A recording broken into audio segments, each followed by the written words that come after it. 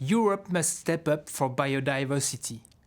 The coming moral Global Biodiversity Framework sets ambitious global targets.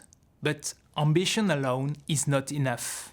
Delivering real results requires sufficient, stable and timely public funding, alongside the urgent phase-out of environmentally harmful subsidies. The European Economic and Social Committee firmly supports an inclusive and participatory approach, one that empowers those who restore and protect nature, especially vulnerable and marginalized communities.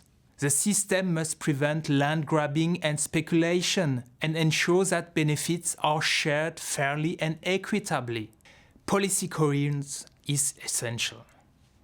Nature credits must align clearly with agriculture, forestry and circular economy policies, supporting sustainable production without adding unnecessary burdens, particularly for small-scale practitioners.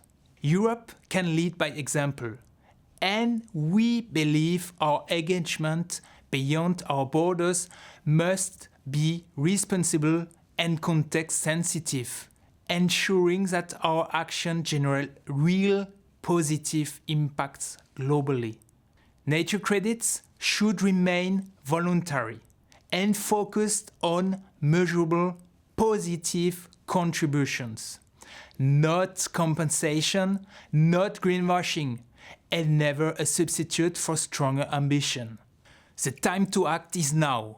We have both the responsibility and the opportunity to build a credible, fair and science-based framework that genuinely protects nature and secures a sustainable future for all.